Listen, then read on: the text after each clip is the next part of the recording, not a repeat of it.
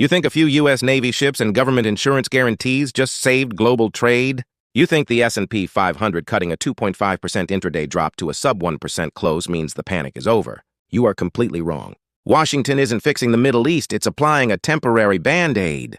Today, we're tracking how this oil shock is pushing the Federal Reserve toward a wait-and-see stance on rate cuts. We'll break down the brutal divergence in software earnings between CrowdStrike and GitLab. And we'll unpack the new regulatory chokehold being discussed that could pressure Nvidia's China opportunity. Stay with me.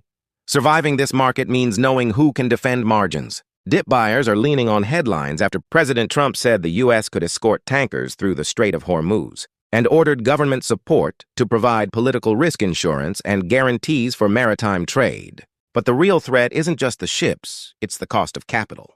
Today, Minneapolis Fed President Neil Kashkari said the Fed can sit tight as war uncertainty clouds the outlook, meaning rate cuts could be delayed. And Fed officials have repeatedly stressed the economic impact depends heavily on how long any energy-driven inflation pulse lasts. Translation: higher inflation risk plus higher for longer rates are getting reinforced right now, and any company dependent on cheap financing just took a hit to free cash flow math. In a world where capital stays expensive, CFOs are slashing budgets. Look at the earnings after Tuesday's close.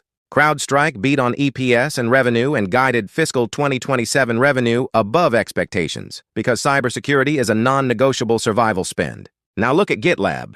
They delivered a solid quarter, but guidance disappointed investors. A reminder that when money tightens, more discretionary developer spend gets delayed. If you're holding B2B tech that isn't truly mission-critical, margin pressure is coming. Even market leaders are taking hits. Tech reversed and stocks finished lower today as the war premium hit risk assets. And while retail traders watched the Middle East, Washington has been discussing a per-customer cap on Nvidia's H200 exports to China. Figures as low as 75,000 units per Chinese enterprise have been reported as under consideration. That's a direct constraint on the addressable market. Meanwhile, AMD is pushing its next-gen roadmap on its earnings call. AMD discussed MI450 shipping and rack-scale solutions with 2026 timing.